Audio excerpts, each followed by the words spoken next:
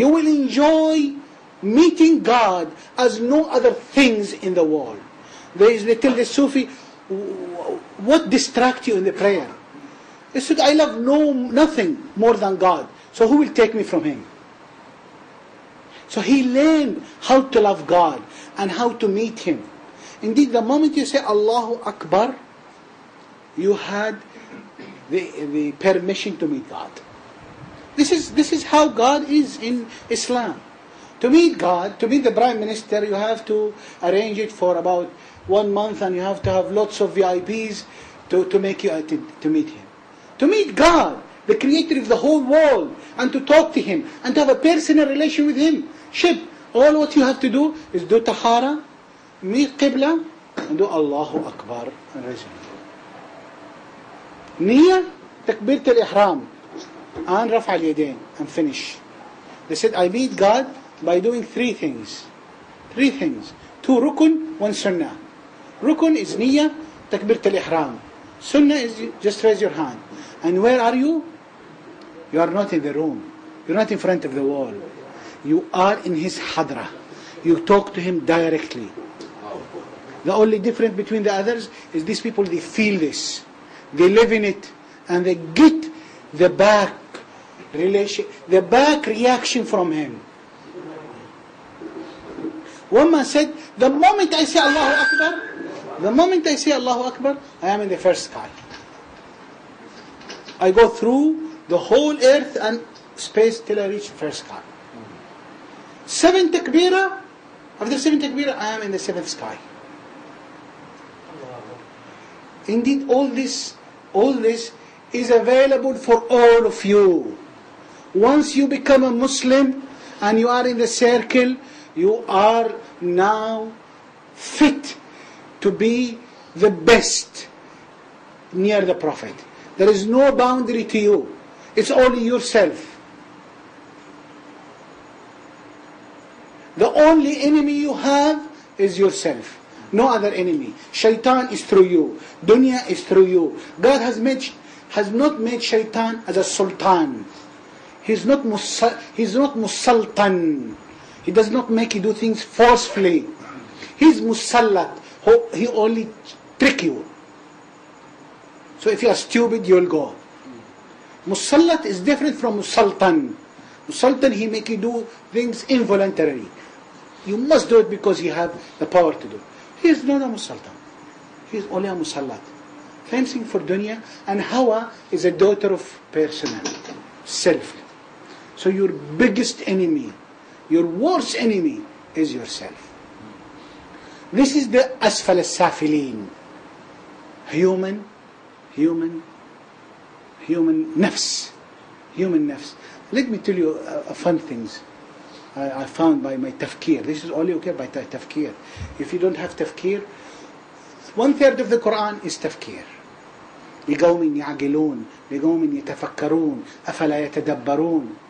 How many, you ask yourself, how many hours you spend for tafkir? How many days you spend of your life doing tafkir in Quran and Sunnah, alone, in a silent way and no distraction? So let me tell you about this asfal as-safilin. SubhanAllah, when you look to the human body, our body, indeed, we are the worst in the animal kingdom. Every animal has a top, has a clothes, whether from rope, from wool, or from feathers. We have nothing. We are naked. So we are even worse than the worst animal. The only one like us is the pig. This is why pig is not eatable and haram, is because it's the worst animal just before us. Body wise. But by our brain, we're able to wear feathers, wool, and silk. Everything is for us. But the start is so low. You have to work from the low to raise up and get everything for you, till you become better than an angels. And then, not only this, not only the beauty, we hate the most. Most of the animal, even the bad animals, eat for their food because they are hungry. We kill not for food. We steal not because we are hungry and need, and because we saw. So indeed, the human personality is, as God said in the Quran, is asfal as-safilin. So, but what do I do, God? You made me like this. How can I go? He said, follow the path of Sirat al-Mustaqim. Okay, I knew the Sirat al-Mustaqim through fiqh. Who will take me to accept that and apply it and then get the reward and meaning of it till I reach your second pillar, which is Iman, and then the third pillar, which is Ihsan. Indeed, our three pillars, and the Tasawwuf is in, which is the main thing of Tasawwuf, is in Fatiha. Every day we read Fatiha. You know what's a Tasawwuf? You start by knowing God and describe Him and talking to Him, which is the beginning of Fatiha. Bismillahir Rahmanir Rahim. Alhamdulillahi Rabbil Alameen. Ar-Rahmanir Rahim. You see, I can talk from now till the end of the week about only this chapter of Fatiha. It has big, deep meanings that comes in the heart of the wali when he do the Fatiha every time in the prayer. But meanings in heart is by milliseconds. Expressing the meaning by tongue, that takes a long time. So you won't believe how much comes in between him and God during just reciting Fatiha again and again and again and again. And there is a hadith from Prophet ﷺ. He said, when he talked about the Fatiha, he said, Bismillahir Rahmanir Rahim. You said, God, I start by your name any movement I do. So I know you are the first here. What do you mean by my name? What do you mean by my name? I said, because your names give your descriptions, and your descriptions give me what are to me now. Understand this? Names is God description, sifat, asma sifat. He's the Rahman, He's the Jabbar, He's the Qadir, He's the Malik, He's the Rahman, He's the Rahim. So by understanding these names, by these names, now I am starting. So you see what He is doing now to you, creating in this single moment inside you. Anyhow, then he goes glorifying God, Alhamdulillahi Rabbil Alameen, and only one I can thank is Him. This is why we don't have Alhamdu, which is mean thank you, except to God. You can't say to the man, Alhamdu laka. Although it's thanks, is the word meaning is thanking, but you cannot say this word in Arabic. Say shukran, you won't say Alhamdu. Alhamdu is only for God.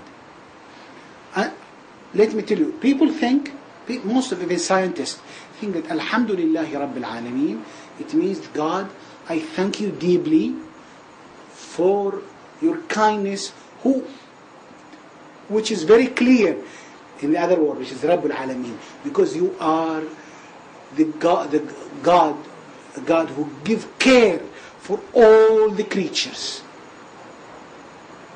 You are the God who gave the care for every creatures, and this is why I thank you, which is me, including me. So you must see it big. Don't say it narrow. Narrow is bad relation. I will go to Baalawi. Just you have to have an introduction. But I want you to do Sufism. I want to give you some grab. How deep is this Sufism? Sufism said, no, lillah. It doesn't mean it's for him. Li, it means in Arabic, for you. But it has a different meaning too. It means, it's not that I thank you, God. It means that I cannot thank you, God, because I don't know the ni'mah, how much and how deep you are doing. All what I know is a very small, minor part. So I leave thanking to you, so you thank yourself. Alhamdu lillah. He do it, not me. And this is why in the hadith, the only one who can thank me is me. Because the only one who knows what I did is only me. This is how deep is in Sufism. And then the Tariqah is this. Iyaka na'bud.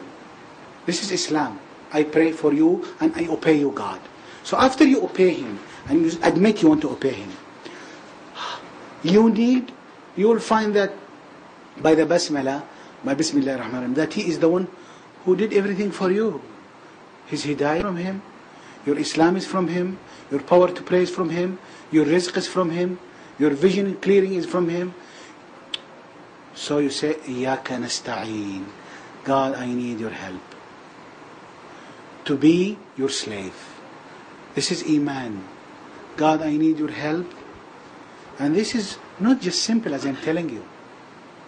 You know what it means when you do the ibadah by Iman? Every time you raise to pray, or give charity, or you drink water, or you had food, you feel that He is the one who is doing it for you. And you feel 100% the power of His care. And you do it to Him. And inside, you feel what He is doing to you. And then you thank Him deeply for that. And you project your prayer with this feeling. So He make you pray. So you felt that He made you meet Him. You made you do the tahara. And then you do the tahara meeting Him with a big background inside that showing His care and His guidance to you and His caring for you. Admitting this. This is so strong and wide. It applies to every part in Islam.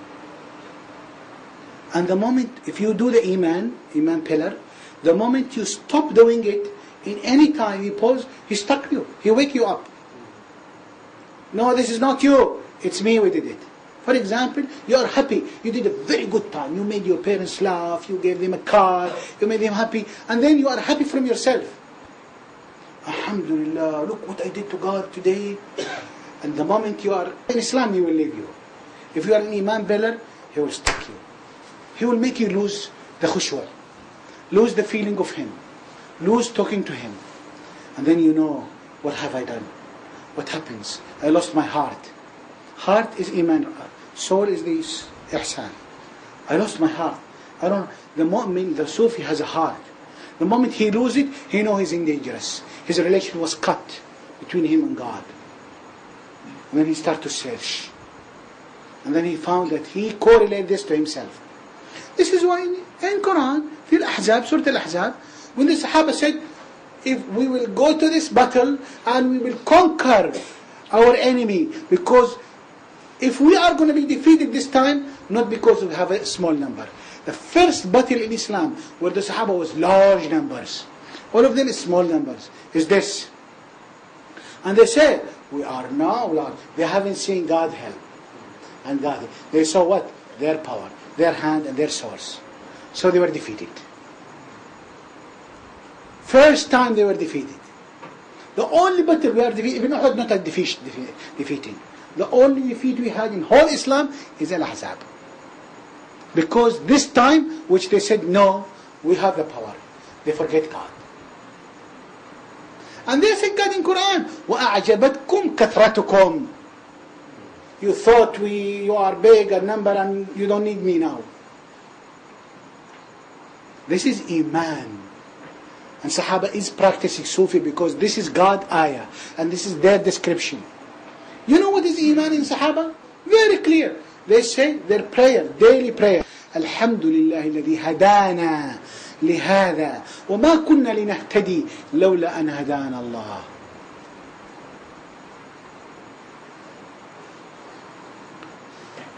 Then we go to Ihsan, and I'll talk later about Ihsan because it's a very difficult part. So the one who practice Muslim is called Faqih Mukhlis. The one who practice Iman is called Faqir. The poor to God man. The one who learn how to poor, to practice poverty to God. This is Iman. This is a wide pillar. And it will lighten you and guide you to some far, far different things. And even you will, if you do this, God will show you even the minute type of hasana, like clearing the road and not harming people, and not even the small hasana, He will show it to you. So let's go to Baalawi now, and then I'll go to Ihsan. Baalawi people, I want to give the description. So why to choose